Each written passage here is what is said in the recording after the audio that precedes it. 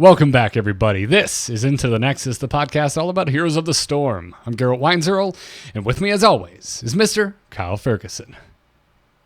How's it going, Garrett? It's going good, man. I see you got fancy new studio lights for the listeners at home not looking at your smiling face. I just assume if you're on radio that you think we always look handsome, and I appreciate you having that thought. I hope so. This came up in the pre-show for the Angry Chicken the other day. But I was just really excited. I think it was the instance last week. Someone in the chat room was like, oh man, I've never seen any of you before. And they were like, Garrett's hotter than I thought he'd be. And I'm like, yes, yeah! Usually it's Kyle that gets that. I am like living in the shadow, your handsome shadow when it comes to Twitch chat compliments usually. So it was nice. It was nice. Well, that's why I have these fancy umbrellas hanging out above me now, so I don't have shadows. So the shadow is gone. Replaced with all new shadows of unknown metas and crazy quests. Good man. Yeah, there's a lot has changed. I like a lot of the change. Yeah, I bet you do. I am picking up what Heroes is laying down, Kyle. I'm sure you are. Why are we talking so sexy? No, I'm dead serious. Like Brightwing, Kerrigan, two heroes that you absolutely love. If Johanna wasn't so powerful and got an update at the same time, your whole roster would basically be set. I guess Zagar update. Zagar update, yeah. As long as it's like a power update. Just make Bile Drop easier. For the love of God, why is that quest so hard to complete? It like the incentive. I mean, Maybe we're just not hardcore enough. Maybe we need the Nazebo treatment. Maybe we need to get nerfed like Nazebo to become better. Because remember, there used to be a day where we would just throw the jar. And in a lot of my coaching sessions with a lot of Nazebo in the past, a lot of specialists, I'd be like, well, hitting the jar gives you that initial burst damage. It's really good to hit the jar. You should do it. And they eventually decided, yeah, you should probably all be hitting the jar if you want spiders in the first place. So I think it's not that it sucks. I think we just never had a reason to get better at it. I would argue that, but okay, my point. Both our points have been made. I suck at it too. Sometimes I'm in that quest. I'm like, they have an ETC. He's gonna mosh. Maybe I can, get some drop points. And I end with like 3. Yeah, or you know what? Make the other two options. Like that whole level is just a bunch of blah talents for Zagara, as far as I'm concerned. Yeah, they are moldy. Yeah, they are moldy talents. Well, let's hit Junkrat first, all right, and then we can go to maybe another Zagara. But no, screw Junkrat. He's newer.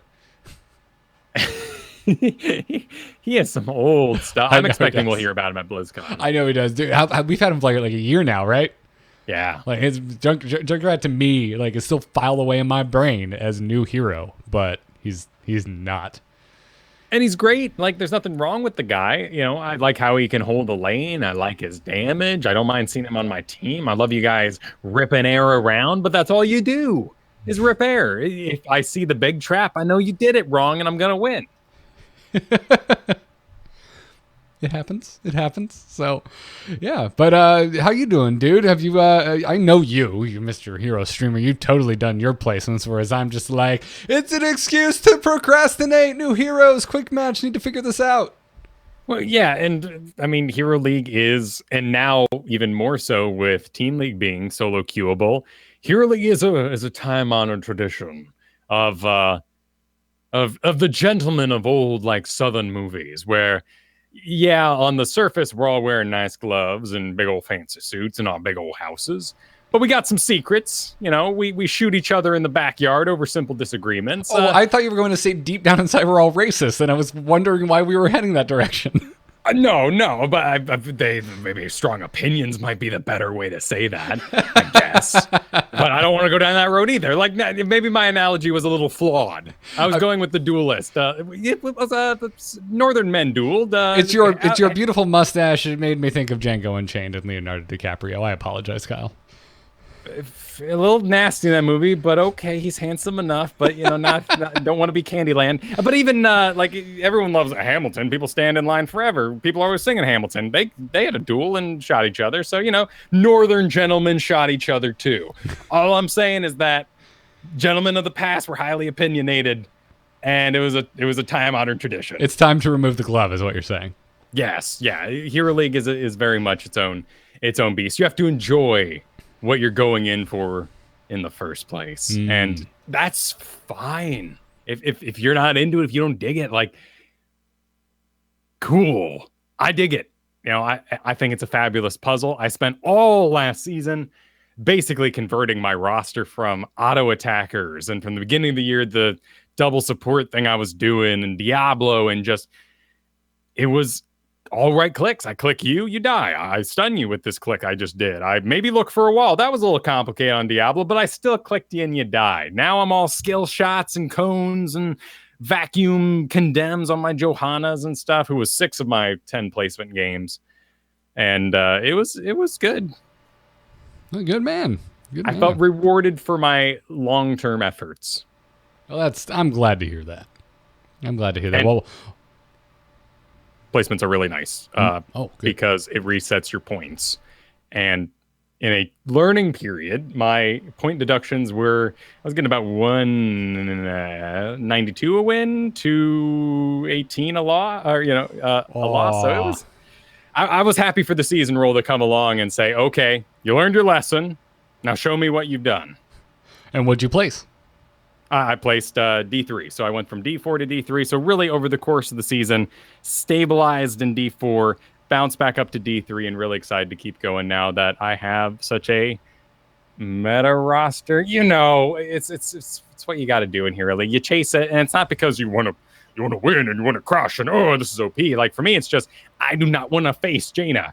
I don't want to fight Johanna as the main enemy tank. So when I'm first pick and I'm looking at my team, picking all carries, I'm like, who I really don't want to fight with Zeratul and Genji on my team? How about Johanna? I just don't want to see my little squishies all vacuumed around and having problems all day. Oh, Zul'jin, okay, I don't want you to dingo into a Johanna. Okay. All right. I can pick that up. If I've got one big draft we're going to get into drafting and strategy, actually, but my big suggestion really is, like, in your heart what you really, really don't want to fight. So learn how to play it and pick it so that you don't have to fight that darn thing. Yeah. And then if you can't, then ban it. Yeah, well, and then there might be a socially acceptable ban in there, right? Like, I really hate fighting Asmodan. Well, I've got some news for you. He doesn't get to play much. Yeah, and that's all right. Everyone agrees with you. You don't need to worry about it. It's not you're not taking a stand with that Asmodan ban. You're not blowing anyone's bold statement. I had a Kael'thas ban today, and I was just like, why? His win rate is absurd on, like, Alterac Pass and stuff, so he's a really big ban there. Yeah, it wasn't Alterac Pass. It was actually it was Garden of Terror. Okay, like, I mean, there's nothing wrong. I mean, that's tradition. Like, I don't want to use a cell phone though. Like, this is different. You got to modernize the times. Yeah. Well, whatever the case is, while you were demanding satisfaction, I was losing my mind over Kerrigan and Brightwing. So let's get into this week's Heroes of the Storm news. We're on, boys! Ha ha! Let's liven up this place! Put me to the stage. Click the play button, and let's get started. So yeah, we're not going to go in the nitty gritty because last week we already talked about it. We talked about the reworks to both Brightwing and Kerrigan, but that patch is now live. It has brought with it the new Garden of Terror. I'm so stoked on both these heroes, man. Didn't get to play any Kerrigan on PTR last week against real people. And I was on the show last week being like, oh no, I'm kind of concerned about that pulse after Primal Grasp being the crux of the damage for that ability. It's fine. It's so easy. Yeah. She is so sticky. My God. Yeah, it's really a congratulations to the live designers, the balancers on the team as well, and in general the hero design team. But these reworks continue to push heroes towards that is so broken territory. I remember the Gazlo rework, and we're all looking at his talents with all the stuns and the free TNT explodiums that were coming out and being like, that is broken trash. Gazlo's going to be #1 rework. And I had a guy in my own in one of my Hero League games on Brightwing and just be like, what? Like, this was the first time he'd ever seen it, apparently. He's like, wait, Brightwing got reworked. I'm like, oh. But he was like, what? When I teleport, I get 20% healing on somebody. That's broken bull. And every time he teleported that whole game, he's like, oh my God, this hero is broken. And in the grand scheme of broken, you got broken, big ol' air quotes, broken Azmodan slamming people, broken Twin Blades variant. Everyone thinks they're broken. And that's a beautiful, beautiful place to be. It does, of course, lead to like an X-Men, everybody charging makes no sense sort of battle sometimes, but hey. I followed. I'm with you. I know what you're talking about. Yeah, dude. I think it's really cool. We're marching. You know, I feel like the beginning of this year we were looking at all of our older heroes, being like, "You're dusty and old and slow and boring. Why do I want to play you?" And the fact that I found anything to grab onto with Kerrigan that late in the game surprises even myself. It's not usually how I play this game.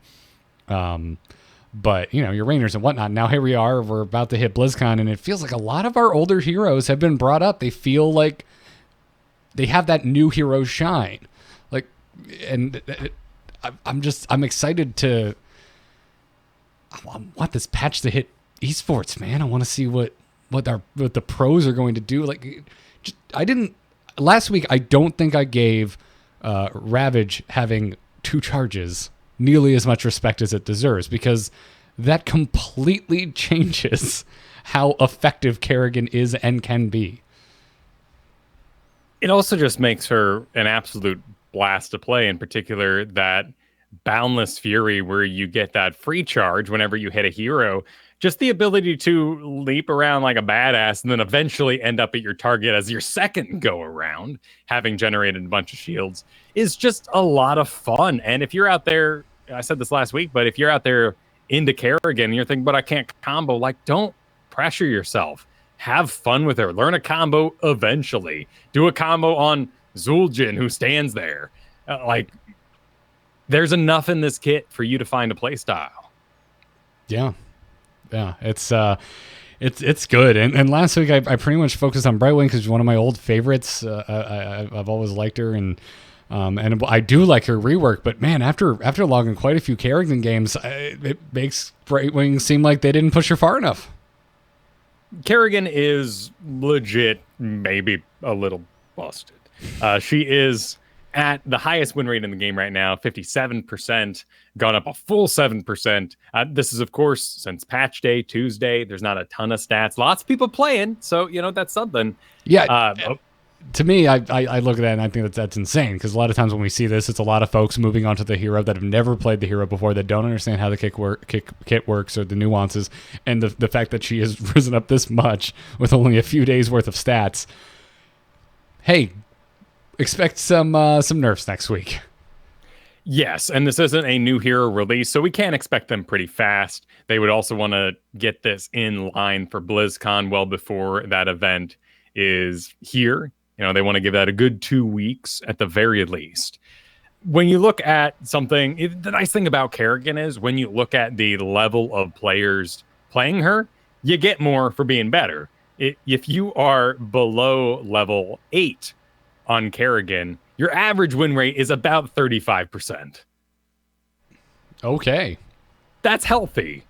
It's a cool character. It's busy. You got to pull it off. Yeah. I mean, I had an exceptionally bad game on her last game I played today, as a matter of fact. We won with a massive lead, but that was because we had a Cassia that ended with over 100,000 damage done.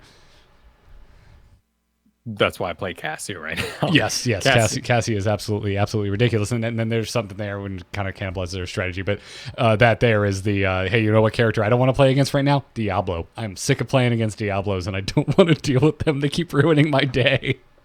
Yeah, well, that's a lot of CC into a carry character. Genjis are afraid of her, certainly. Kerrigan is denied by, to an extent, blinds, but certainly just straight up CC. It'll be interesting to see how much they tune her down because of that gap. On release day, Kerrigan's win rate was down. It has now gone up. As you figure, people go in. Is it busted? I should take it. Whoops, I ruined it. And then the rest of the people kind of take over and continue to play. Well, yeah, or you figure it out and you just become better as you play. Like I said, kind of my gut reaction today when I was thinking about the show, and where is my brain at as far as these two reworks? It was that Kerrigan is just a snap pick right now. She's first ban material, and that Brightwing. I don't think you're playing Brightwing unless you were stoked on Brightwing before. I don't think it's enough to make Brightwing meta. But then I started to think about it for a second. I was like, well, wait, no, she counters Kerrigan. So if Kerrigan becomes meta, Brightwing becomes meta, in my opinion. Yeah, we'll see how that evens out, certainly. Because right now, Kerrigan does have a 61% win rate against Brightwing. Brightwing's getting destroyed by Kerrigan, apparently. How? It's got to be that passion, though. That's what it really has to come down to, because Kerrigan is a passionate pick. I ran into a guy this week who is a Grandmasters player, but had a Smurf account just so he could play Kerrigan because he loved her so much. And finally, he was off. He could finally, on his main account, play Kerrigan again, because thank goodness. And this is what they, I hear this a lot from a lot of people. They love Medivh. They love Kael'thas when he's down, all these things. Lots of people run Smurf accounts. So they don't ruin their MMRs just because they love playing a certain hero. Yeah, I get that to a certain degree. And I guess this is a good place to shift into my Brightwing thoughts. And that's that I do not understand how you don't just ruin a Kerrigan's day. Because the new polymorph is absurd, and you should just take greater polymorph at 1. So my single complaint about Brightwing is that I thought Arcane Flare was going to feel better, but it doesn't. The range is not long enough. You have to put yourself in dangerous territory if you actually want to land that Arcane Flare. And so where my brain goes when you tell me that the Brightwing win rate versus Kerrigan is pretty bad at the moment is that everyone is kind of focusing on that heal that you get from landing a sweet Arcane Flare in the center, and they're just putting themselves in the danger zone against a Kerrigan. Whereas, to me, I don't think the new way Arcane Flare works is worth the risk. And I'm not prioritizing landing my Arcane Flares. I'm just prioritizing getting polymorph resets. You can put together the story a little bit in the stats here. Brightwing's lowest win rate map is Volskaya.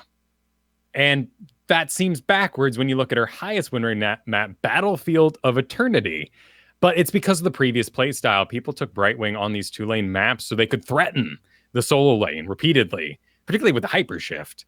If you were healing 4 people all the time in the previous build, you were reducing that cooldown, and you could go up there and visit, get a kill, and then if you wanted to meander your way back to that bottom lane again. That was the playstyle. That playstyle has been completely flipped on its head to be something based on killing minions, and her lane clear was reduced. So her win rate may just naturally go up as people make that decision shift and go, and in my own controlled and team play games, Brightwing's been doing really well because when Brightwing comes and visits, we all go, thank you, Brightwing. Thank you for covering the lane. I will now go gank. And I will leave you to get minion kills and eventually rejoin the group with a reduced cooldown. Yeah. I like I said, I don't know. To me, I'm not seeing crazy Brightwing play when I'm not on Brightwing. Not to toot my own horn, but toot it. I've been on a few teams this week.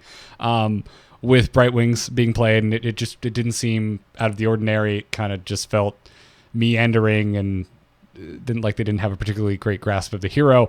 And then I've also had a remarkable amount of games where just no one gave a crap. No one wanted to take the Brightwing, even in the face of a Kerrigan selected on the opposing team. And so Kerrigan is definitely winning the spotlight at the moment. Kerrigan has stirred the hearts of the people. If the active play is now wrong, being that 2-lane sort of visitor style, then we go back to passive play, which is what I see out of the majority of Brightwings. It is hey, call me if you need me. I'm here. Maybe I'll spit. What? I did it. It's you have to be so on top of it. That Pixie Dex has a reason. And Pyroblast is also in the meta right now. And I see a lot of unpixie dusted pyroblasted people. I see Brightwing's not even hitting pixie dusted on themselves because it's something that we kind of use for like movement speed and hey, here you go. And there's just really, you're floating in the area, putting out heals with that old long range. I think Brightwing players are just really passive. And it's important to know, we've been talking about Polymorph here. Polymorph is back to its 1.5 second duration, which it hasn't had since May of 2016 during the big cut of CCs. Yeah, Polymorph is absolutely insane right now.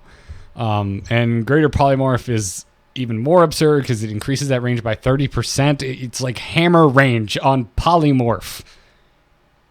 It's crazy to me. Yeah. Like, Kerrigan should never get close to you. Could also just be the hero has mana, and that's another thing to manage.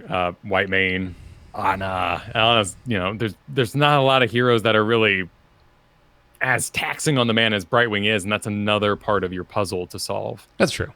But I don't know. It's not that bad. Your heal is passive and not sucking away your mana at the first place, which is why Brightwing should be played actively, not passively. Yep. Also, her auto attack, we'll dude. see her go up. I would like to take this as a good time to PSA. Brightwing's auto attack is fantastic for a support, and you should be locking on for added damage. Yeah, just like Lily, she's got a really fast one, great for stutter stepping. The animation goes off wicked fast. It's a fast projectile speed.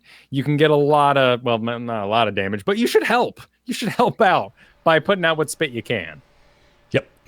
Yep, it's good. It's also maybe because we were talking so much about like catch tanks. I think it was last week, right? Brightwing is I think she's a catch healer, man. Like, if they got dive, you can turn it off. Well, and you've got a great rule for yourself because if there's one dive on the enemy side, it's probably coming for you, the squishy support. So that's when you take your blink heal so that you can reposition yourself away and stay with your team. It's a great thing. You get isolated back. Other supports are going to run away from the team because you're so scared. You have a teleport to run towards your team immediately. It'll counteract the entire gut play style that you want to a good play style. And if they have two dives, you have Emerald Wind. You've got an option for both kinds of things that are going to get in your face. I dig it. By the way, man, intensive wins at 20. It is just as awesome as I was hoping it would be. I'm glad. There were lots of disappointed people that it wasn't the 3-second cooldown listed in the notes, the 5-second cooldown. So you can't quite keep people off the boss like you previously could, but it's fun. Yeah, it's good. I'm enjoying it. But feel free to write in. I would love to know everyone's thoughts on Arcane Flare because I am struggling with it at the moment. It's not a bad build, but you do have to hit it, and maybe the disappointment, the old Anna kind of thing's coming in. Oh, I missed my heal. Guess we're all dead. Yeah, it's what I haven't quite figured out yet. Well, because I feel like when I'm landing them, I'm being murdered. Well, if I could make a bold suggestion, sir. You love Kerrigan. You should do your placements right now so that you can play Kerrigan. Yes, but what happens when they nerf her next week? Well, then you adapt, but you're already done with your placements and you had a good run of it. If I even get a chance to pick her. Yeah, but that's okay. You know what my backup is? Sharonda. She might get through. She might. If a band's going to Kerrigan, it's a chance. There's a chance. It might happen. But Kerrigan and Brightwing aren't the only things that went live. Solo queue Team League is now up. You can go solo queue as Team League. And I have done almost none of this because I just wanted to play these reworked heroes. But you and I did do one together last night. And we ended up with a unique array of a two-stack, and a solo queuer. Yeah, our own team was it was 2-2 and then 1 on the enemy side. I think we had a 2-stack and then 3 solos, which is pretty common. Oh, that's what it was. Sorry. Yeah, no, the other team had a 3-stack. Okay, yeah, that's what it was. Sorry. For some reason I thought we were 2-2 and 1, but I think you're right. I think we were 2 and then 1-1-1. Yeah. But I know you tried quite a bit of it by yourself. What was the solo queuing like? It was it could have gone two ways, really, of course. One is that it's full of people who want the social heroes experience that always should have been. And everybody's in voice comms and encouraging of each other and wanting to make new friends. The other side of that coin is that people are already in Discord. They're already in their own team chats. And when the voice comms come on, nobody joins them. And that was the majority of my experiences. Our game last night was completely different. Everybody was on voice comms. Everybody was jovial and fun and like, can I do this pick? Yeah, you do you, man. And really encouraging, which was an awesome counter to what I saw earlier that day. So it could just be, you got home from school, work, you had the day off. You don't want to talk to people at night. You socialized all day anyway. You want to hang out with friends. You solo queue for Team League, and you make new friends. So maybe the night's more social than the daytime. Maybe. I don't know. And we lost that game. And even at the end, everyone was like, well, we gave them hell. Good job, everybody. Yeah. Digital, high fives. So it was cool. I like the option. And who knows if this is going to hold up, right? Like, there's no way to know. But at least upon launch, this has done wonders for the queue times. Yeah, queue times for Hero League were about 3 minutes each. And queue times for Team League, 30 seconds, 45. Yeah. And we duoed. And we got in like 30 seconds. Wicked fast. Yeah. We haven't duoed in probably 8 months. Because the last time we did it, we incurred the 600 YOLO. And I think it got up to like 1,200. We bailed for unranked. Oh, is that what happened? I don't even remember. Yeah. I just remember at one point, I think it was the highest I've ever seen a queue get for me personally. Yeah, we gave up. We gave up and got out of there. It was like, yeah, okay, I want to draft with my buddy. I guess unranked is the place to go. So that appears, at least for now, to have been fixed. We'll see if the popularity for Team League holds, but I'm impressed at the moment.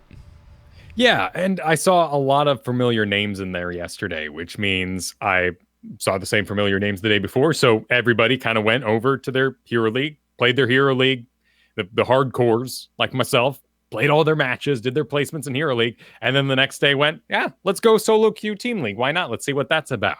And that suggests something, that there's a curiosity there that's really exciting. There is a very nice cultural choice about it too, because unrankeds don't want to see 5 stacks. Unranked is where a lot of people go when they don't want a quick match. They still want to get their pick.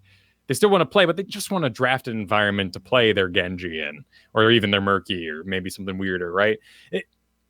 But when they get up against a 5 stack, they go, come on, how could you do this to me? Whereas in Team League, you're already taking that chance.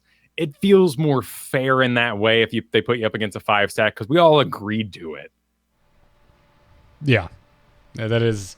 I mean, and that perception may change over time. If Team League stays popular, I can see it now, top post on Reddit. Blizzard needs to do something about matching disparate groups of people in Team League up against 5 stacks, right? Like, at a certain point, that issues only get noticed when modes are popular, is what I'm trying to say. And that could happen, but I'm anxious to see what the tail is on this. Yeah, and if it'll last. I mean, of course, there are the benefits of Team League in that there are rewards just for placing. So you get that mount no matter what you place at. So getting it done is a good way to fill out Team League in the first place.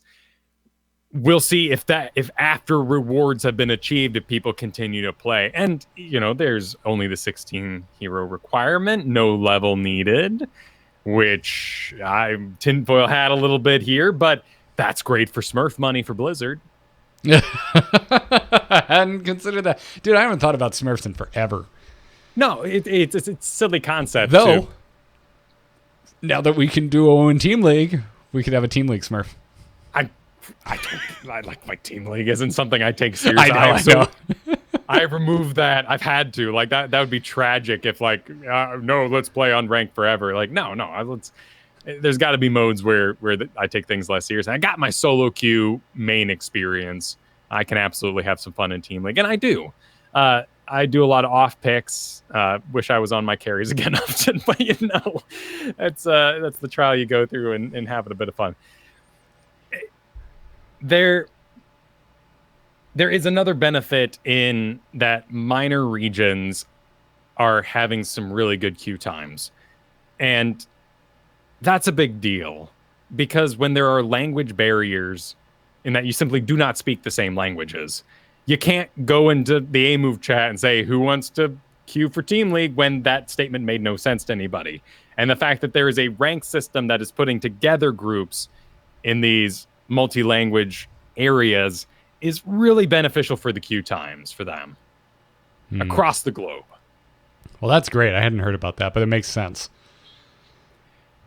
There are, of course, some oddities. There's a lot of solo riders. I had a game of 5 solos versus 3 solos and 2 stacks. So lots of people soloing in it, which is interesting. We'll see if they, make choices to just do away with Hero League or something like that.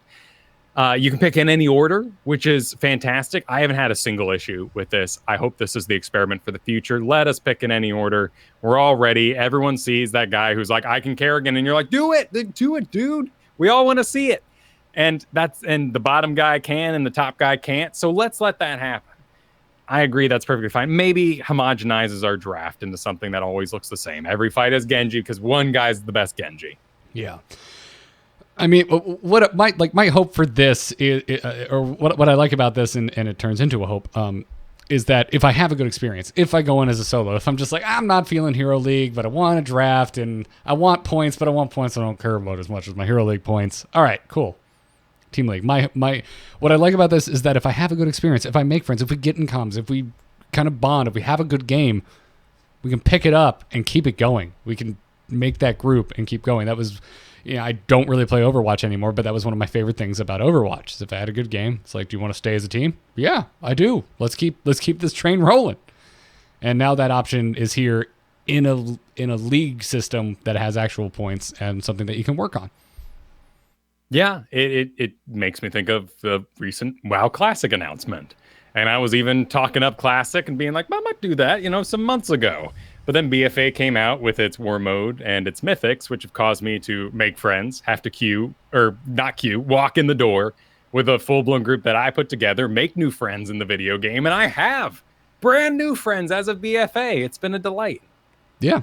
Yeah, I like it. It's a social aspect to a team game, Go figure. But wow.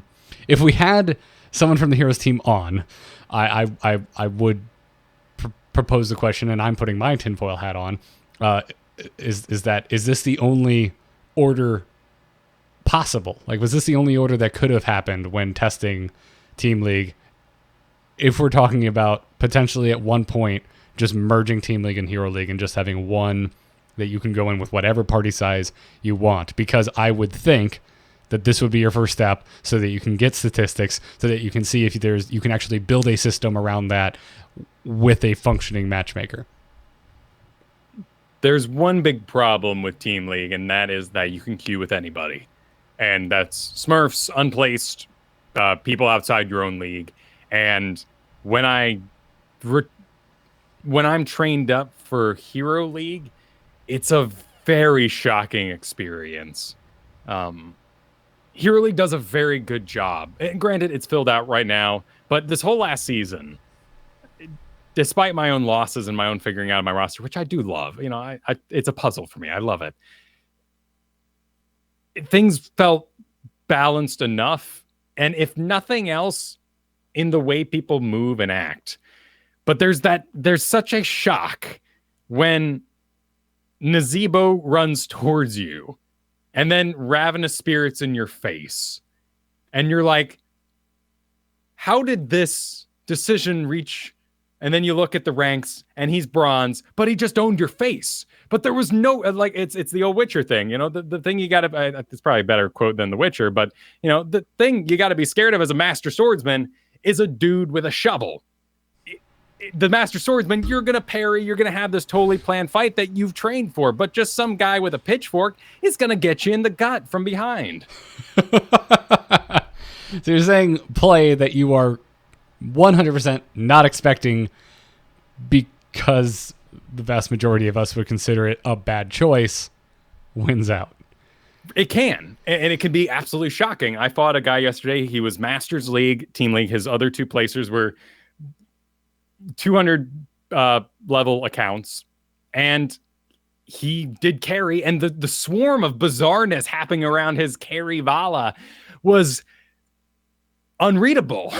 It was unreadable, and they won that because I couldn't access the Vala in the traditional modes I could, because the rest of the team was just doing bizarre things.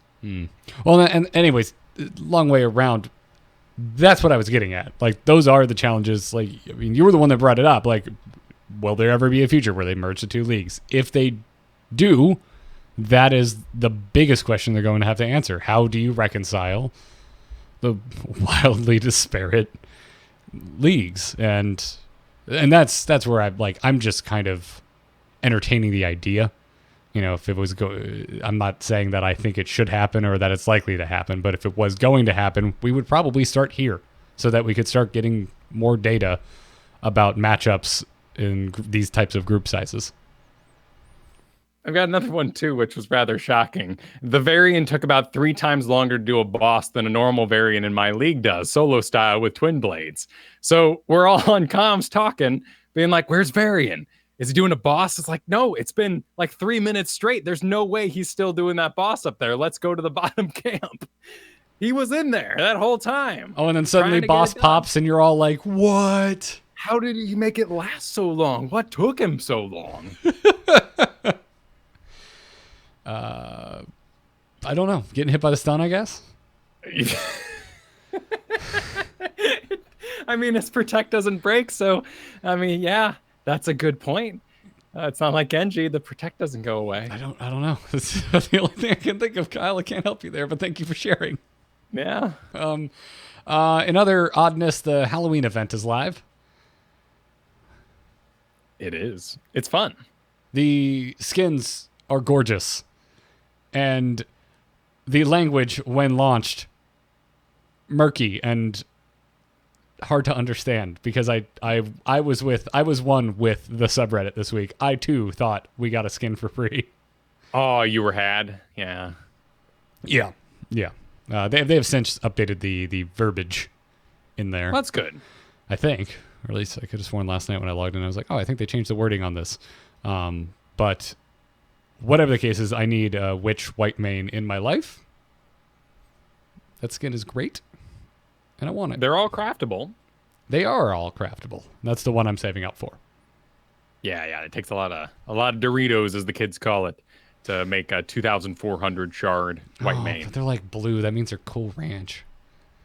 Ooh, my favorite. But really, I mean, is that even worth saying? I'm a fiery nacho fan.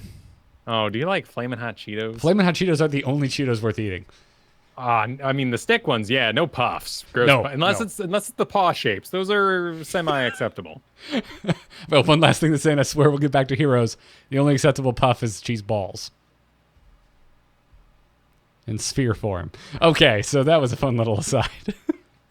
Yes, I was not had by this event, but once again, I read up it was coming, and I looked at the image. I was like, oh, that's a spray. So when I saw the language, I assumed it was the spray after seeing their image detailed. But I applaud. I do not join the unacceptable language that was used. Not that their language is unacceptable, that the use of unacceptable was used towards this quest. This is new territory. This is a really, really cool quest.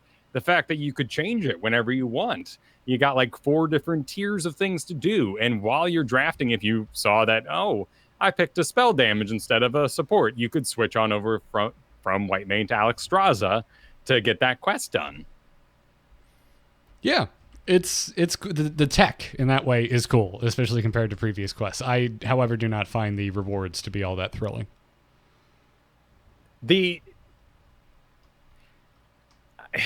I like that the emojis are very valuable to me. That's just I find them fun. I love the emoji system. It was one of the things. I'm trying to think. I think it was the thing I was the most excited for when 2.0 was announced. Yeah, banners are all right. I rarely am the killing blow in a building because I'm not, maybe for you on Zagara, you're like, banners, all right. Well, that's it's probably the reason I have the opinion of there are not enough banners. Add more banners. Where are my banners? Because you got banners. You got quite a few banners this event. They're in there, the spooky banners. I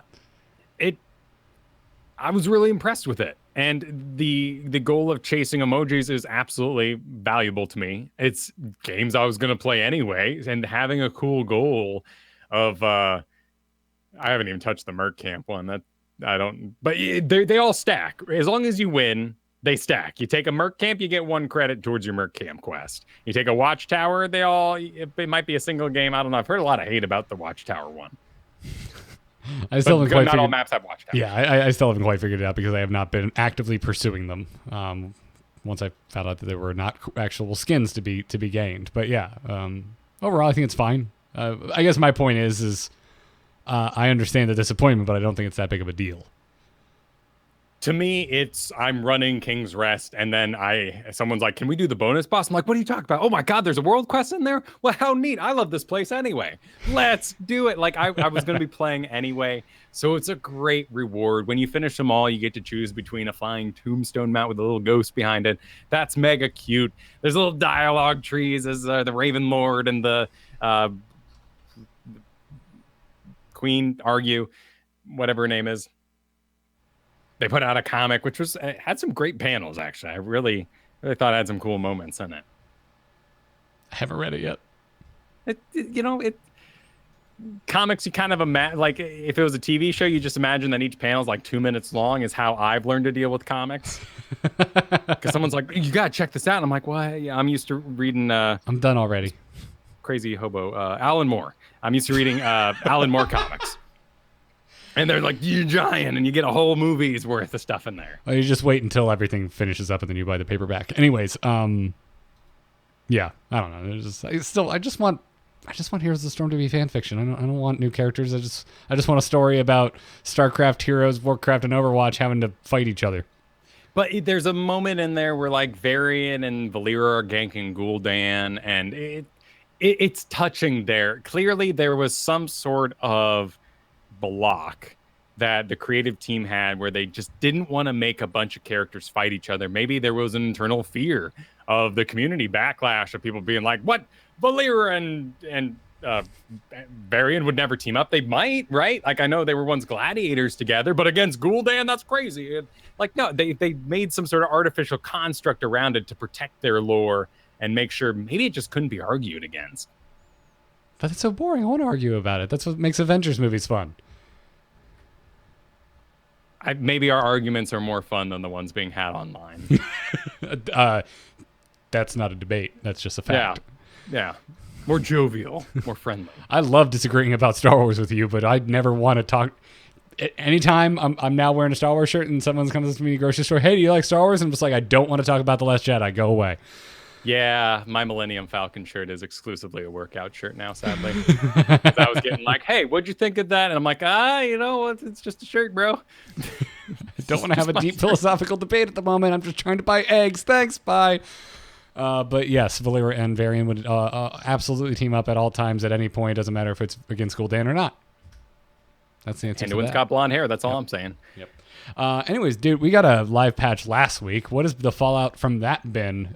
Trying our best to ignore Brightwing and Kerrigan. Right. It is very interesting. Of course, we are in a time period right now where we're going to be looking at Hero League statistics, but also kind of glancing at Team League to take a look at the numbers that we're working with right now. Murden has been played 1,800 times in Hero League, but he's been played 1,400 times in Team League. Asmodan's been banned 2,800 times, 2,600 times in Team League. So these numbers are getting pretty close. We're going to have to factor in both these guys soon if these numbers continue, if people continue to play Team League. So our picture's murky. It's only since Tuesday. No, do not look at Quick Match right now. If you're going to play Quick Match, remember people are questing. Be prepared for brutalness. You have to win to complete those quests. I had some good times in Quick Match, probably because everyone was out to win. So it felt like overall a normal game, except sometimes you didn't have tanks, sometimes you didn't have supports. Says the guy on Kerrigan. I don't think I lost a Quick Match game as Kerrigan. Point made. But no, actually, a lot of my Quick Match games were on Brightwing. Okay, well, you're also a skilled Brightwing, so I'll give that to you. Oh, thank you, sir. Chromie, I'm sorry to report, many of you have to my face expressed your disagreement that she exists in the video game, and she is back. She is up 9.5%. She has climbed to flat 50%, even peaking at 52% recently. Chromie's back. I mean, I wouldn't say you're not going to see Chromie like you saw Chromie in the past, but maybe she's a viable pick again is where I would put it. It is now sane to entertain the idea of picking Chromie. I had a wonderful game with a Chromie earlier today. Granted, it was on my team. I am not ready to start playing against Chromies again. I probably won't have a particularly great time the next time I end up across from one. What's very interesting about Chromie in particular is she still has the highest picks on Towers of Doom, her traditional home, but her win rate on Volskaya is a little nuts now that she has a good health pool to help out. Really? Guess Volskaya what we do on places? Volskaya. What? We normally fight in lane, particularly on B there, up in the top, while the support hides on the pad. Now, Chromie can sit on the pad and fire into the fight. That seems dangerous still, even with her increased health pool. Yeah, but, I mean, having your healer out of range, it was usually a squishy in the back there anyway. Now they're participating actively. Chromie is moving up. Don't run her on Sky Temple, though. You know, same sort of idea. There's robots. There's monoliths? Golems. Would they be golems? Yes. Guardians. I believe they're called Guardians, but I would feel safe calling them a golem as they are. Maybe a construct? Oh, there we go. That's the scientific term. There you go. That's what you were looking for. Scientific term. I could almost I could hear the D&D rulebook pages turning in your brain. Yes, I was going through them. The monster guide.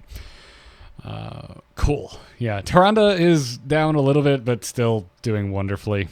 She did receive a bit of a nick from her nerfs last week. Raynor, though, bit of a free fall for old Raynor here. Yeah, I mean, granted, people getting in his face, his old girlfriend's jumping him, and he might be having a bad time with it. Why would you have a bad time if you're getting jumped? Never mind. Sorry, I couldn't leave that without making an inappropriate joke. And all that, you know, I couldn't stop. I'm sorry. Yeah. Do you think that was it? Do you think there's just too many StarCraft developers on Heroes of the Storm? So like, no, Kerrigan has to beat Raynor. We have to make Kerrigan better. I mean, he's doing okay. The supports are getting more aggressive. Tyrande is falling, but our top supports are still things that are in your face. Ana, we talked about Brightwing's playstyle, should definitely be aggressive. It could come down to a lot of our heavy laners are coming back in. And you noted that Sonya is having a pretty good resurgence this week. She is. I'm seeing so many Sonyas in my home games. And I started seeing this before I was looking at stats. And when we got into the notes this week and decided we were going to touch on last week's patch and what the fallout has been, I was like, well, let me see what the hell is going on with Sonya. And it's that her win rate is on the rise. Yeah, and a lot of this is coming directly from Blaze and Yrel losing their footing with the mana changes. And it's brutal. I picked a Yrel this week into a Sonya, and I ran out of mana hard. And that Sonya owned my face. We won it because I held out in sweet, Draenei powers, but oh my goodness, I was And you got to play a lot more conservatively than you previously could in the middle of that map. Blaze... Go ahead and finish your thought about Blaze. Poor Blaze is all I've really got to say. He's down another 1.8%, down to 41, second lowest above Tassadar. I saw a couple Blazes this week still, but he does not fare well against Kerrigan. No, and now he runs out of mana too. So Thrall has not benefited, which is interesting. Sonya absolutely has taken that win rate in the solo lane. We do have, a lack of Merc takers. So Sonya, Artanis, Malthael, they're all kind of filling that space, it seems. I had an experience on Zagara I have never had before. And as she's my most played hero, that's surprising. And I ended up having to duke it out in solo top on Dragonshire against a Tyrael who cleaned my clock. That's very interesting. Just wrecked me, dude. It was nuts. I don't know. I mean, it only happened once, right? So like, this is just a personal anecdote. I have no stats. I don't know why, but talking about how tanks have kind of shifted around with the changes to Yrel and Blaze made me think of it. I mean, the reason why I'm so impressed or interested in that statistic is Tyrael has had an increased pick rate this week and is up almost 2.5% in the win rates.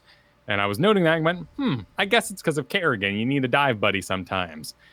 But he could be pulling directly from this kind of avenue. There's also kind of like a weird Zarya craze going on right now due to really, really good Zarya players showing her off. And then everyone being like, I could do that. No, you can't. I can't. Don't, do it if you're pro, but don't bother with it. So things are pretty in shift. Yeah, I've seen quite a few of those Zaryas as well. Although I got to say, a couple of them have been very good. It's like they remembered, oh, right, I can just lob energy grenades and get kills. Yeah, overall her win rate's down, but watch out for Zaryas in the world. It seems almost like with all the nerfs to Genji, a lot of things are in flux now that I think about it. So tanks are in flux because of Blaze and Yrel. To me, I was looking at Zarya this week, and it was looking at me that she was filling like old Genji cleanup roles. Because I'm just not seeing Genjis in my game anymore, and I was starting to see players escape where previously they would not have gotten out with their lives, but all of a sudden Zarya is showing up on my game, lobbing grenades over the wall, and there's a lot more confirmed kills. Yeah, and we're seeing a lot of Mephisto bans that might be cleaning up those kills as well. So maybe that is a very open territory. I mean, Arthas is on his way up, which is that sort of catch mentality with maybe the dive teams going on. It's certainly strange. Blinds are still keeping most auto attackers out of this game, with the reign of Johanna, Cassie, and Lili really being in that top echelon of the fourth win rates. Well, Anubarak and Arthas both are seeing a rise, and they both got minor changes last week. But if you remember when we were talking about both of them, Carapace on Anubarak and Frostmourne Hungers for Arthas, these are key components of their sustainability. Mana for Arthas and surviving for Anubarak in terms of his Carapace. Yeah, the one thing that's clear right now is that aggressive supports are in, which means dive is in. Beyond that, if we're going to end up double tank, double support, it's really hard to say. I'm not too sure. Did you watch all the double support from Octalis over the weekend? Octalysis? I saw quite a bit of it. It was some good games, man. NA is entertaining as shit right now. And a lot of in general, HGC has really demonstrated a really aggressive white main style, which you'll see in your own home games right now. And her win rate is not up, but you got to try this out for yourself. The Aegis, drop it as an emergency and then just stand your footing. We all kind of played her as more of a healer and ran away during it. Just plant those feet while you got the armor.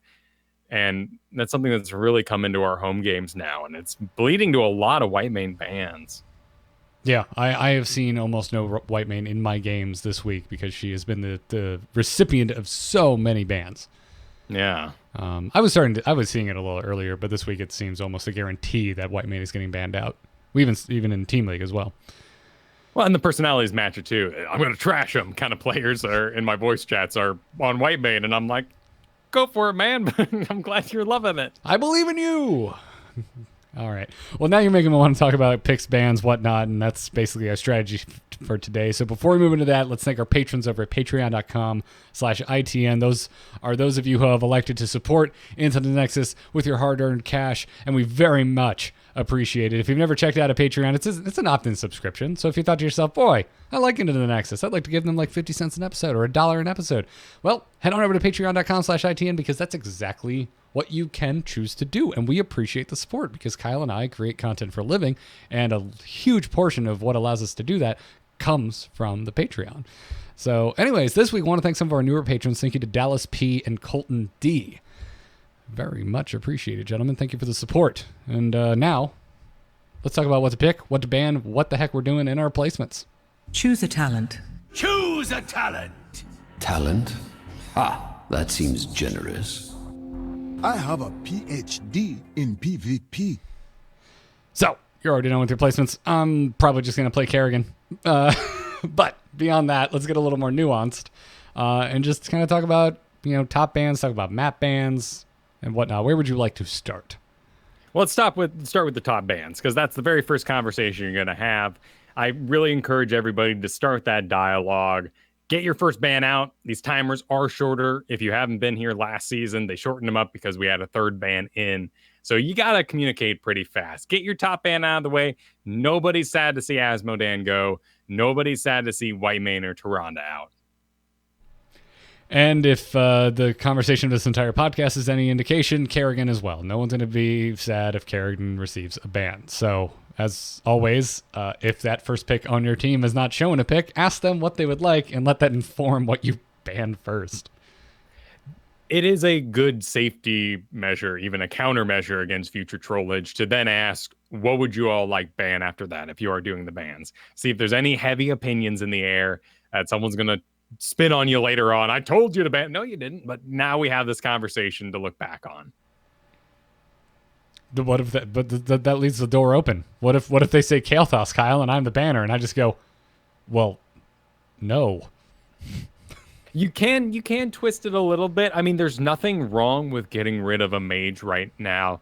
And for your second ban, that's where things, we talk about things being in the air, but there are some really key strategies you can start to read into. If your team's showing any blinds, Cassia, Johanna, Lily, these mages are going to catch them off guard. Kerrigan is weak to CCs and burst damage. Same with Raynor. If you're looking at any of those, just start getting rid of Kael'thas Jaina. Nothing wrong there. So few people play Kel'Thuzad. Don't bother with it. Jaina, his win rate has been awful for so long, but boy, do those orbs get oppressive. And I want to ban it, but don't. Just hold steady. Yeah.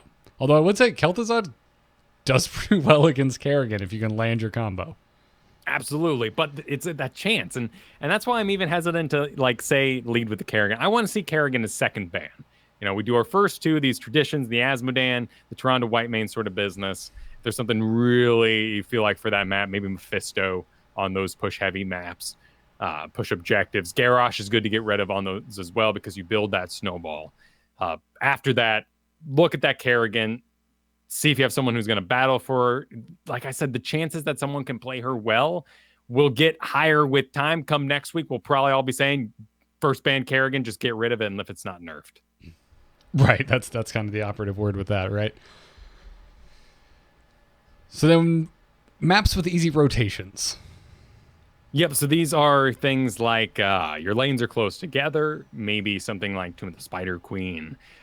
If you're not going to be running the JoJo there who does the double soak, is something like Infernal Shrines where your mid and bottom are really close together. Not a bad idea to get rid of that Diablo in that case. Or the Genji, who's going to be doing those rotates as well. A special case there is, of course, the Braxus. Braxus has the walls, Genji can jump over, he can rotate really, really fast, and you should probably ban him there as well. All right. So that's easy rotations, pushing objectives. Yep, Mephisto, Garrosh, these guys who are going to really be empowered alongside another vehicle of some kind. Volskaya does kind of work into this, but New Garden Terror, Infernal Shrines, they're not great on the objective, but if they get it Alterac Pass, things are going to get out of control really fast. Now, Garden Terror did not enter ranked, right? No. And neither did Hanamura. No, it didn't, which is interesting. That one surprises me. A little bit of an aside there. So I think they're trying to match HGC, and it sounds like we won't have Hanamura for HGC this BlizzCon. All right. Well, then I like that. Yeah. I like mirroring the esports at home. But anything else? Anything that we should be looking for? Like any picks and bans that you should keep your eye out for? There are those things that are going to get through. You just heard me list about 9 heroes, including the mages and Kerrigan and whatnot. After that, we need to start filling up our team with those picks you really don't want to fight right now that are just going to leak on through. Raynor is still pretty good, and there's going to be a lot of people taking him. You may want to do that Kael'thas. The same opposite, right? Really, like I said, our top fourth of the win rates has characters with blinds in them. That's why you can't stand still right now. That's why auto-attacking is not in. That's why poor Tychus is hurting and all that sort of business. Watch for that. If your team has blinds on your side, you're very susceptible to spell damage, particularly Cassia. She won't know her own health. Start banning mages. Get rid of that Kael'thas and that Jaina. If you see the blinds on the enemy side, start grabbing up those mages. Good way to think about it. So Another one that was really fought over this week is Alexstrasza, which I don't have an answer for. Okay. Yeah, it may just be either. But I have started seeing her again. Yeah. Game's in a strange flux at the moment. Alexstrasza is not a thing I would have thought of. Or Tyrael, for that matter. Or Sonya. But Alexstrasza is a call to action in a circle. Take some circles. You see her? Take some circles. Same thing on your side. If you have an Alexstrasza on your team, take circles and take them away from the enemy side. Blizzards, flame strikes, ban a Stukov. Get a little weird with it. So I know earlier in the show you already said as a piece of advice that if you don't want to play against something, just play it. But I just want to get a little personal for a second, Kyle, and I'm curious. Is there a hero that you refuse to play that you really don't want to play against that you would consider a personal ban? And what is it? Dahaka. He's not the oppressive force that he once was. Honestly, I'm all down with the globals. I've enjoyed some Falstad in the past. I think Brightwing's really fun. I cannot land that tongue. And when it does hit me, I'm just like, how? How did you do this, Dahaka? Where am I off to? This is impossible. That's one, I'm down on I love JoJo right now. I'm playing the crud out of JoJo. She's such a great peeler. I'm scared if JoJo gets nerfed. I'm scared if JoJo is not available for me to pick when I'm tank. I'm not sure where I'm going to go in that case. I got lucky. Like I said, 6 of my 10 were JoJo games, and I won 5 of them. She's a big part of my roster right now. The Jaina, the Cassia, and of course I've got this whole sort of web of favorites that I can move on to after that. But that's kind of my core pyramid at the moment. But Dahaka's a mystery to me, man. I understand that. I've tried to learn him so many times, and at the end of the day, I just don't care for his kit. I don't find it. It's not something I get excited about playing, I guess. It's kind of slow and lumbering to me. Yeah, but it's not because he stuck his toe in that bush and now he's moving at max speed and he's all in your business and he lands his tongue and I'm out of position all of a sudden. He's a little dinosaur man, and I love my monsters, so I've tried him so many times. Of all my heroes that I just am not good at, he's probably one of the highest level ones just because I continually go back to him and say, Dahaka, am I ready to play you? And the answer is always no. Yep. So that'd be my personal anecdote about who I might throw a ban to, particularly on something like Dragonshire. I already said mine in the show, Diablo. I just don't want to play against Diablos right now. I love playing with them, especially if I'm on Tyrande. I love that has come back around. It's wait for the flip and Lunar Flare. Yeah, there's a lot to it too. A sleep following the flip is really good too on your Annas. I've been watching out for that. He's a big boy too, so playing Anna behind Diablo is a lot of fun and easy to hit him. Yeah.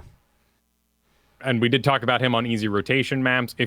He's another one that's just socially acceptable. If you have anything Genji Tracer on your team that you're just that doesn't want to be a CC, get rid of a Diablo. Yeah. Well, awesome. Well, I hope you were taking notes, everybody. Or just go to amove.tv/ITN, click on the episode 236, and look at our notes. They're here in nice little bullet points. Check it out. Well, let's move in to the inbox and take some emails. Darkness stopped calling. Hold on. Darkness just texted me. Okay, tell them I'm not here. You can send your emails to itncast@gmail.com. It's that time of the year, everybody. It's that we have basically T-minus 1 month until BlizzCon, which means we have T-minus 1 month to make wild guesses about what we're going to see in Heroes of the Storm. So if you have any predictions, I don't care how crazy they may be, send them to itncast@gmail.com. I want to know what everybody wants to see, what they're hoping to see, what they think they'll see from the Heroes team at BlizzCon this year. But with that in mind, let's crack open the mailbag. Packet writes in this week and says, "Hey fellas, can you give us some tips on how to tank for timid teams?" Oh, sounds like you're going to have a lot of experiences. Well, I don't know. It's the league you play at, Kyle, but it sounds like you did a ton of tanking this week. But Packet writes, "I enjoy playing heroes such as Muradin, Diablo, or Johanna that have a certain amount of engage, Diablo's charge, Murder's jump, Johanna's vacuum cleaner, etc. Kyle has talked at length about using body posture and moving confidently to lead the team into or away from a fight. But quite often, I find myself in a quick match game, and I engage on an enemy hero potentially out of position, only to get absolutely no follow-up from my team, who instantly backs up upon seeing the enemy, leaving me isolated and facing angry hornets with a truckload of CC. What am I doing wrong? Am I too aggressive? Should I not engage and stick to peeling? Ignore the backline? For what it's worth, I almost never have this problem with an A-Move chat team. Oh, God bless. Thanks and keep up the great work, Patrick, a.k.a. Packet." By the way, /join A-Move TV in-game to join that chat. It's a fabulous place. That's where I always pull people for my quick match games. Mm-hmm. Mm-hmm. It's a good place. Yeah, I would say the first issue, it's probably just quick match. Everyone's relatively timid in quick match, although right now, not so much the case. I would actually be curious to hear from Packet how this week has been treating him specifically. This email's been in the inbox for a week or two, I think, so it's not the most up-to-date, but that doesn't matter because in the long term, it probably won't stick. We'll probably go back to a somewhat disorganized quick match experience. But you haven't talked about this for a while, Kyle, but it used to be one of your, I feel like if there were pillars of Kyle knowledge, body language and directing without actually saying anything is something you always kind of come back around to. Yeah, and it's gotten more complicated since then because anchoring really entered our vocabulary, which is the tank standing in a bush or on a site or in an avenue. That would be the avenue of approach far away from the team. No longer an invite for them to think of that bush as safe, merely keeping scout, knowing that you have the ability to iron skin away from it, unstoppable style, ghost away Leoric style, crowd surf over a wall, etc., and get yourself out of there, and you want the rest of the team to remain safe. You're just keeping watch. By the way, that you still should hit the boss. Don't do that when you're all working on a boss. I know you want to, but help the boss. In most cases, it depends. Maybe at the very tail end, like the boss has like a 16th of health left, and you're getting that feeling like they might be coming. Yeah, where are they? And you're playing a tank that can actually do something about it if they're coming. So if you're on Johanna and you have a shield and you think you can buy that extra minute, then cool. If it's on cooldown, you're not doing anything anyway. Get that thing down faster. What are you doing? Right. Like, I know you got Diablo Slam, but unless they all target you when you dive them, they're just going to walk past everyone but the one guy you push backwards. Right. Exactly. So there's all that it depends there. But you're right. I hadn't thought about this. Is there room for body language anymore if your job is to stand in a bush and look? Absolutely. The tanks are less targeted when you are a full-blown tank. Such as Johanna. People still like to get seduced by Lich King. I don't think they see him as often. This is really highlighted by my talent picks at 20, which I actually had a fun time looking through all my heroes this week, looking at my mounts and saying, oh, hey, I must have played this hero during Nexomania. Look at that. It's a Nexomania mount. Johanna was on a Halloween mount when I picked her up again this last season. Wow. Yeah, so almost a full year. I haven't been playing a lot of Johanna for a while either, and then I got in and I have the orc. I have the Warsong Commander Johanna skin. I was like, oh man, I forgot I had this. Yeah, date yourself sometimes based on what you're wearing at the time. But I remember going indestructible every single game because people were targeting tanks. Right now, I'm doing Blinded by the Light. It is a AoE shield around you for 25% of their maximum health. And that's a great way to help your team recover. It's the body language you can suggest in a fight is what really matters here. So we added anchoring, which is that idea that you are scouting out, that you are keeping the forward position, and you have the ability to get out of there when you see the team coming, informing the rest of your team, which is watching the minimap and being a good team sport and watching it as well and helping out in that way. Your very first fight is going to be very informative. That very first middle fight, peel for that guy as he walks away. Now here, Packet, talking about some quick match business. When you look at quick match, there's a lot of squirrels in here. There's a lot of Genjis, Falstads, Murkies, Thralls, Rainers. There's a lot of things that are just going to go run in all sorts of directions. Hopefully your hero leagues and your unranked teams are a bit more structured. I had a game this week, though, where the enemy team had one tank, if you want to call it, Leoric. That Leoric would ghost through our entire team and straight to Kael'thas, who would book it back home as fast as he could and die somewhere on the walk and get very angry at me, Johanna, for not peeling. But I'm sitting up here with the whole enemy team, catching the Li Ming orbs. The rest of my team's doing fine. And this guy's booking it off into oblivion. That particular man was too tilted to say, run towards me, I'll take care of you. But that is an opportunity if they're not as tilted. If we're in that early discussion of, can you peel for me? Or even better, divvy up the job if you feel like you're doing a great one. In this situation, I said, man, I've got the whole enemy team. Diva, could you peel for Kael'thas? Diva wasn't on comms. Diva did not listen to the chat I wrote out and continued to play her way. It was a fantastic Diva, though, doing her own thing in her own world. And we ended up winning that, but that Kael'thas had a bad game. Yeah.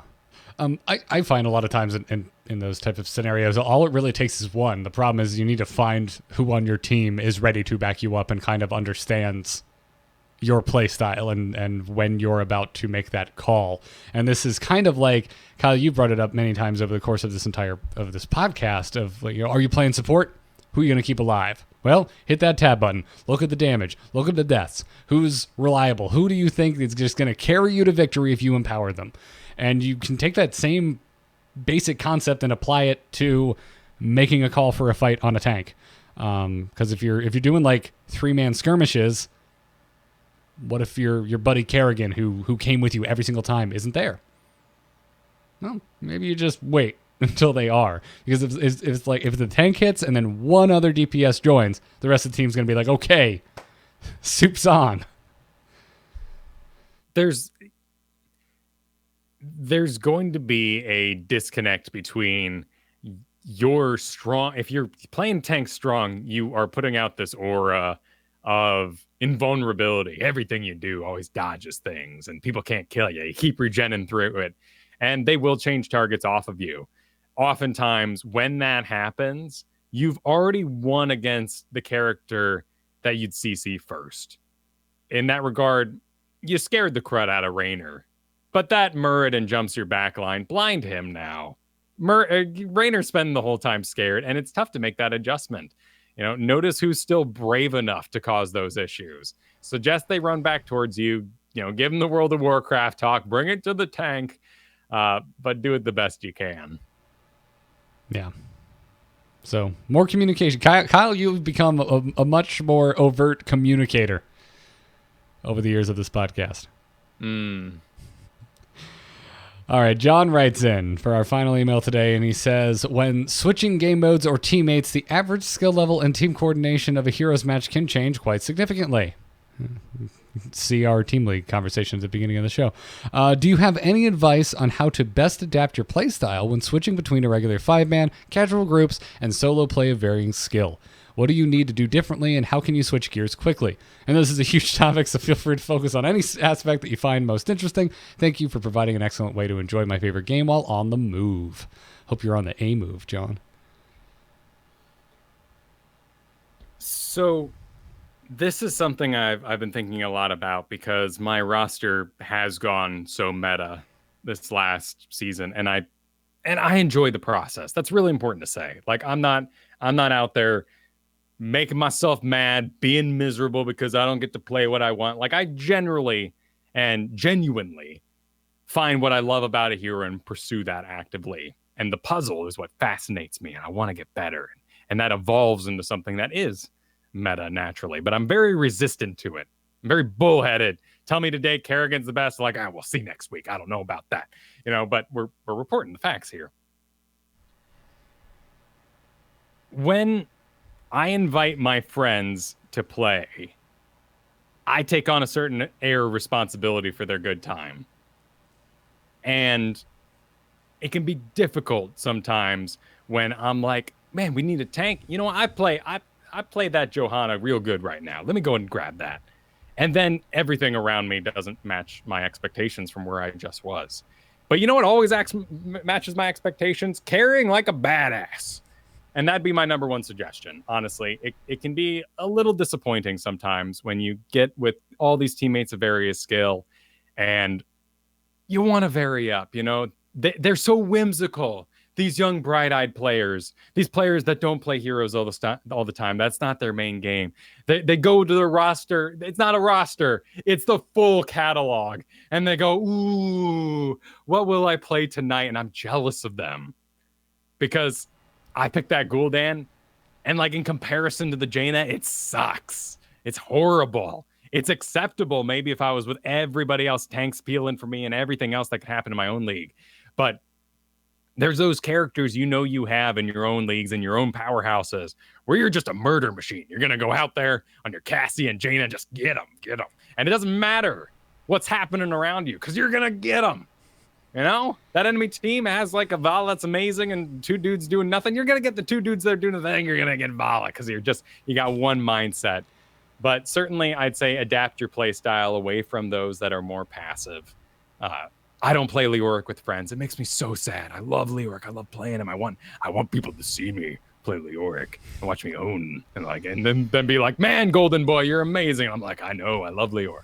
But it doesn't happen because I'm off in some solo lane the whole game, chewing on some tank that I shouldn't be chewing on. Yeah.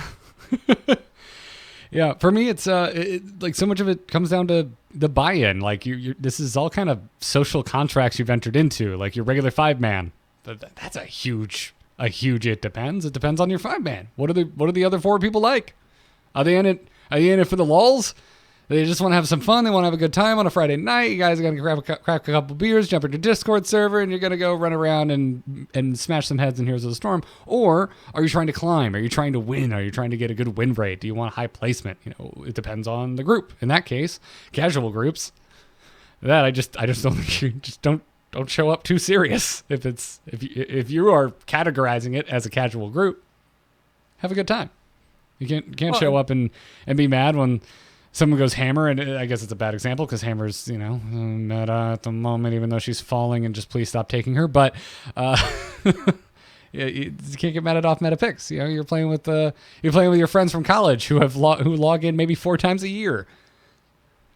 Yeah, that's really the divide. Like when I do viewer games on my channel, I'm basically saying, hey, who wants to play this base, and taking it off myself in front of an audience. No one is going to come up that can't play this base. All right. It's a viewer game. Like it's going to be broadcast. People want to show off. It's what happens. So when I do a viewer game, I can pick whatever I want because we're all pretty darn serious Heroes of the Storm players here. But when I get with my friends, as you said, play 4 times a year, play once a week, I need to limit that. And I need to bring those carry characters because I'm taking responsibility for their good time. And I want them to love this game. And I want them to see how cool they can be. And I want them to be 3 levels up and shooting Lily blinds when there's nothing to blind, but they see that tornado go and it kills. It just murders some Kael'thas. And they're like, man, Lily's amazing. And I'm like, yeah, it is. Nice blind. I've never thought of it that way, but man, you hit the nail on the head. Yeah. Also, my favorite band to see live is Green Day, and they pull people out of the audience to make a band every single show they play. That's awesome. But again, like if you can't play that instrument, you wouldn't get up on stage. Exactly. Although last time I saw them, that kid could not play guitar. Aw. Well, it was a kid though, so it was cute, maybe. Yeah, but his dad was really talking about he's been playing for years. Gets up there and can't do 2 chords. Dad's been forcing him to play for years. I blame the dad because I've seen young kids. I've seen that happen at so many shows, and I was like, you kind of put your kid up there, dude. But whatever the case is, hadn't thought about that. That is such a wonderful analogy for what that's like. Happened with our open raid on Fridays too. It's been fantastic. People have been killing it. But yeah, I don't know. And then solo play again too. It's very personal, right? Like, it's, what are you out for? I mean, I would always make the argument that if you're going in Hero League, I hope your goal is to play to win. And it seems like people are right now. The season doesn't have the buzz of previous season. There's not a lot of talk on Twitter, on social media, people being like, man, is that what you got? Man, I got to get in there and see what I can do. It's all in Team League, which is much more of a casual experience. So it's an odd world right now for ranked points in that way. But yeah, if you're playing and keep playing, it's good. Well, what I like about Team League too, though, is it doesn't have to be a casual experience. That if you want to make it more goal oriented, at least you can find some friends who have the same goal. Yeah, and go for it together. I don't know. I'm excited about it, even though I need to just go slam Kerrigan games in Hero League badly. But you do before that gets nerfed. But this is something I thought a lot about this week, and it is something I'm going to actively work to fix now. I do play a lot of Cassia and Jaina, but when I get with my friends and I want to show them that good time, I got to keep that train rolling. And it's very tempting when they whisper those sweet ears that I'm like, oh, yeah, let's play some Rag. All right, I'll play some Rag. Maybe I'll try out that Dahaka. We're all learning here. And then I'm like, oh, God, I didn't learn anything. I learned how to lose. That's what. Yeah. For me, I just like winning. For me, winning is fun. So playing for fun is playing to win. The only big exception is when I am just like, man, I want to play Abathur. I'm not that great of an Abathur, but I really love playing him. And hey, there's nothing wrong with late night Abathur, man. You're done body blocking for the day.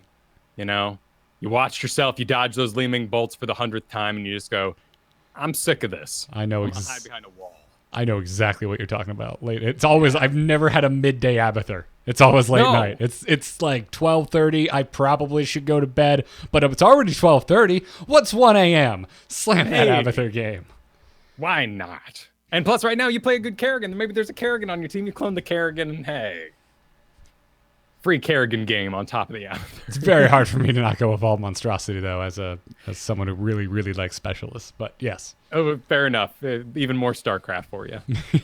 Your entire pitch today has just been whatever fun thing you're thinking of, Garrett, forget it. Just play Kerrigan. Kerrigan, play around Kerrigan. She's a big deal. I feel like you're building a carapace around me right now, and you're about to corrupt me and turn me into a Zerg. Oh, okay. Hold on. All right. You know, I got to admit something by the end of the show here. Uther's up 3%. What? Yeah, Uther's up 3% win rate, and it's because his duo score with Kerrigan. I want the duo with you, man, on Kerrigan and me on Uther. I need to play some Uther. I'm right here, man. Let's do it. All right. Let's Team League Let's do it. Let's make Team League not casual. Let's play some Kerrigan Uther already. Let's do it, man. I am down. Well, thank you for your emails, everybody. Again, send them to itncast@gmail.com. That's going to wrap it up for episode 236 of Into the Nexus. But before we go... 58%. What? 58% win rate together. That's all I'm saying. Wow. Yeah. Damn. Anyways, before we go, huge thanks to our Patreon producers, Declan H, Cheesy Bob, and Pythagos. Thank you very much for the support, everybody. We are still pretty darn close to our next goal of being able to pay Junk Train and other professional players of this game to come on the show and share their knowledge with us. One more producer will get us there. Other patrons will get us there. So if you enjoy Into the Nexus and you would like to support us, head on over to patreon.com/ITN. You can catch us live Thursdays at 5 p.m. Eastern, /2 p.m. Pacific over at twitch.tv/AMoveTV. The Twitter account is at ITNcast. And Kyle, you do all sorts of stuff. You're talking about your stream. We do a morning show on Mondays called Weak Sauce. Where can everybody find you? Oh, you can find Weak Sauce over at amove.tv. But if you're looking for those placements, I do post them in full over on youtube.com/Kyle Fergusson, 2 S's in Fergusson. You can find them, of course, on my Twitch. But if you don't want to wade through all the games I play throughout the week, find that particular VOD, I do edit these down and upload them directly to YouTube. So check that out. I am Garrett Art on Twitter. All of the podcasts I do, including Week Sauce, which is spelt like days of the week if you're trying to find it on your at-home podcatcher, over at amove.tv. All the podcasts are there. Embrace the Spoilers is back. We're doing a bunch of Halloween movies. Go check that out. Over on my solo show, R2T2, I have been doing a ton of Warcraft lore. So even if you don't play World of Warcraft, but you think to yourself, boy, I'd like to know about some of these heroes that I'm playing in Heroes of the Storm, I got you covered. Go check it out. R2-T2, wherever podcasts can be found. That's going to wrap it up. Thank you, everybody, for listening. Good luck in your games, and have fun. Take care.